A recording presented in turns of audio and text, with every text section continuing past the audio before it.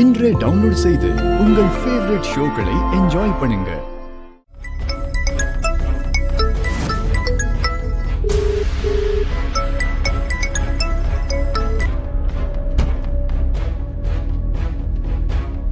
யாரு ஃபோன் பண்றாங்க? நீங்க கட் பண்ணிக்கிட்டே இருக்கீங்க. இல்ல, என்னோட ஃப்ரெண்டு தான் கல்யாணத்துக்கு கூப்பிட்டு இருந்தானா, அதனால வர முடியலன்னு இப்ப எனக்கு கால் பண்ணிட்டு இருக்கான்.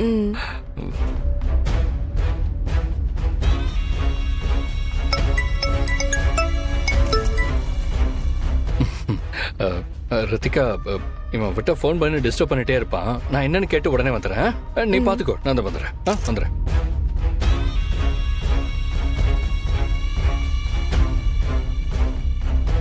ஹலோ. என்ன தாலி கட்டி முடிச்சிட்டியா? கல்யாணமே முடிஞ்சிருச்சு வருமா. அப்புறம் ஏன்டா ஏன் தாலியா இருக்கிற? ப்ரூஸ்லி என்னடா ஆனா? டேய், நேரம் ஆக ஆக ஏன் டென்ஷன் ஏறுதுடா? ப்ரூஸ்லி எனக்கு ஃபோன் பண்ண வருமா? ஃபோன் பண்ணானா? என்னடா சொல்ற? எங்க இருக்கான் அவன்? சாரி, என்னால அவன்கிட்ட சரியா பேச முடியல. அதுக்குள்ள என் அக்கா வந்து போனை வாங்கிட்டாங்க. அப்போ உனக்கு அவன் எங்க இருக்கான், என்ன ஆனா எதுவுமே தெரியாது உனக்கு? தெரியாது.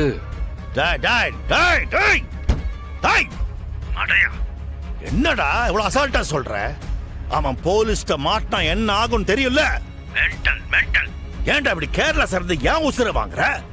மென்டல்.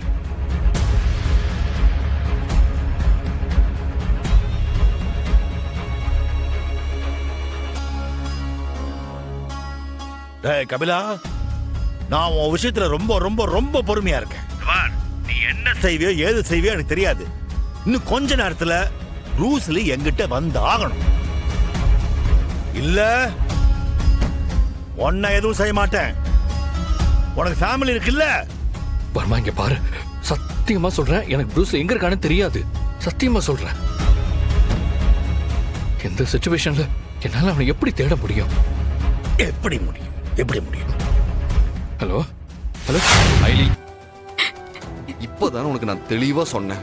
அதுக்குள்ள என்ன ஆச்சு? என்னால முடியல சீனியர். அங்க பாருங்க, ரித்திகா எவ்வளவு சந்தோஷமா இருக்கா. அதை எப்படி என்னால கெடுக்க முடியும்? இங்க பாரு ஐலி, நாம பாக்குற வேலையில இந்த மாதிரி சோதனைகள் வரதான் செய்யும்.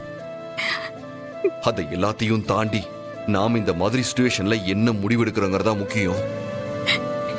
இப்ப நாம இதை செய்யாம விட்டுட்டா அப்புறம் அது காலத்துக்கு உறுத்திக்கிட்டே இருக்கும்.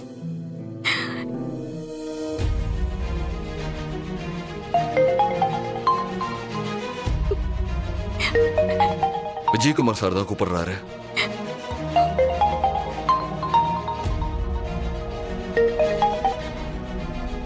Hello sir. ஹலோ சிவா, ஏடி இருக்காங்களா? இங்கதான் சார் இருக்காங்க. Yes sir. ஏடி, ஒரு முக்கியமான இன்ஃபர்மேஷன். அந்த கபிலன் தான் மிஸ்டர் எக்ஸ்ங்கிறதுக்கான ப்ரூஃப் நமக்கு கிடைச்சிருச்சு.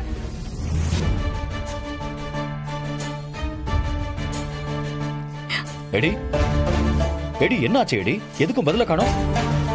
சார், அந்த கபிலனுக்கும் ஐலியோட தங்கச்சி ரித்திகாவுக்கும் தான் இன்னைக்கு கல்யாணம் சார். Oh my God. எப்படி சிவா? நான் தான் அவன் மேல ஒரு த்ரெட் இருக்குன்னு சொல்லிட்டே இருந்தல்ல.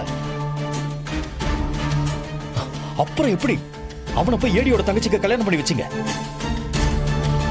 சார், அது சம் மிஸ்கம்யூனிகேஷன்.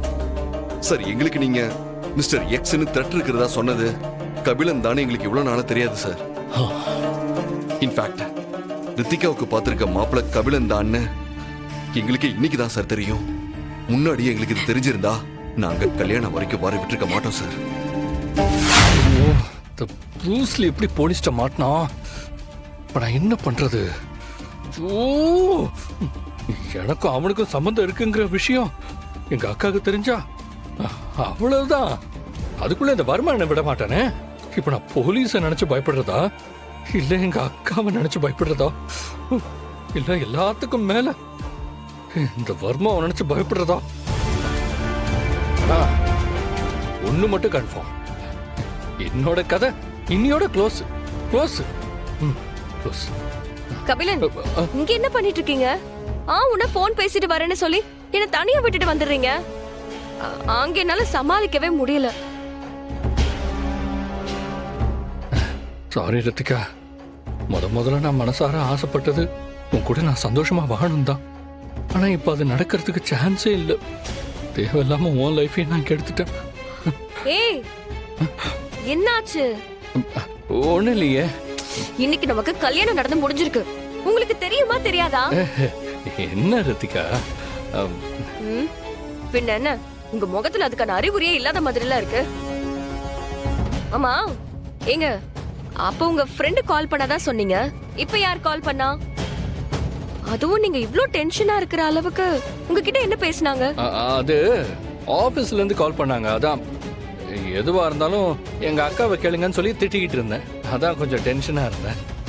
அவங்க உங்ககிட்ட தானே ஃபோன் பண்ணி பேசுனாங்க. அப்ப நீங்க தானே எந்த டிசிஷனா இருந்தாலும் எடுக்கணும். எதுக்கு உங்க அக்கா கிட்ட கேட்க சொன்னீங்க? நான் முன்னாடிலாம் அவ்வளோ ஆஃபீஸ் போக மாட்டேன். இப்போதான் கொஞ்சம் கொஞ்சமா அதெல்லாம் கவனிக்க ஆரம்பிச்சிருக்கேன். ஸோ எனக்கு நிறைய டீட்டெயில்ஸ் எல்லாம் தெரியாது. அதனால தான் அக்கா கிட்ட கேட்கணும்னு சொன்னேன். தயவு செஞ்சு இனிமே அப்படிலாம் இருந்துராதீங்க. எல்லாத்தையும் தெரிஞ்சுக்கோங்க, அதுதான் நல்லது.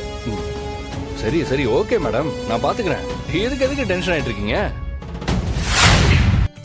ரித்திகா, அந்த புடவை உனக்கு ரொம்ப அழகா இருக்கு. அப்படியா? சூப்பரா இருக்கு. என் பொண்ணுக்கு எந்த ட்ரெஸ் போட்டாலும் அழகா தான் இருக்கும். இந்த சூட் உனக்கு ரொம்ப அழகா இருக்கு கண்ணு.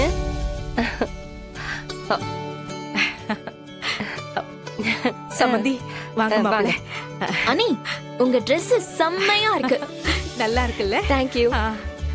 ஆனா உங்க அண்ணன் போட்டிருக்கிற Dress தான் எனக்கு பிடிக்கவே இல்லை.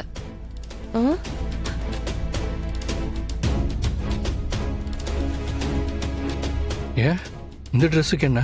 ஏங்க, நீங்களே சொல்லுங்க, இதுக்கு முன்னாடி நீங்க இந்த கலர்ல Dress போட்டிருக்கீங்களா? இல்ல. எனக்கு தெரிஞ்சு உங்ககிட்ட இந்த கலர்ல Dress இல்லைன்னு நினைக்கிறேன். கரெக்டா? ஆமா. அப்புறம் எதுக்கு இன்னைக்கு மட்டும் செட்டே ஆகாத இந்த கலர்ல Dress போட்டிருக்கீங்க? எதுக்காக இந்த Dress எடுத்தீங்க? இல்ல, இது நான் எடுக்கல.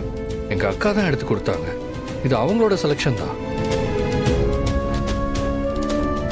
நினைச்சேன், Dress விஷயத்துல கூடவா இப்படி கண்ட்ரோல் பண்ணுவாங்க? இதுக்கு கூட சுதந்திரம் இல்லையா? Dressங்கிறது நம்ம உடம்ப மறைக்கத்தான்னு பேசுவாங்க. ஆனா சில இடத்துல நாம போடுற Dress மத்தவங்களுக்கு பிடிச்ச மாதிரி தான் இருக்கணும். இப்ப நான் இங்க போட்டிருக்கிறது நம்மளோட கல்யாண ஊர்வலம். ஆனா அதுக்கு இப்படிதான் Dress பண்ணிட்டு வருவீங்களா? Dress-ஆ இருந்தா கூட தான் இஷ்டத்துக்கு தான் இருக்கணும்னு நினைக்கிறதெல்லாம் என்னதான் மனநிலையோ. ரித்திகா, என்னம்மா இது? பெரியவங்கள இப்படி எல்லாம் சொல்லக்கூடாது. இந்திராணி என்ன பண்ணாலும் அது என் மகனோட நல்லதுக்காக தான் இருக்கும். ஆமா அண்ணி, எங்க அக்கா ஒரு ஹிட்லர். அவங்க காதுல மட்டும் நீங்க இப்படி எல்லாம் பேசுறது விழுந்துச்சு, அவ்வளவுதான். இன்னைக்கு இங்க ஒரு பிரளயமே நடந்திருக்கும்.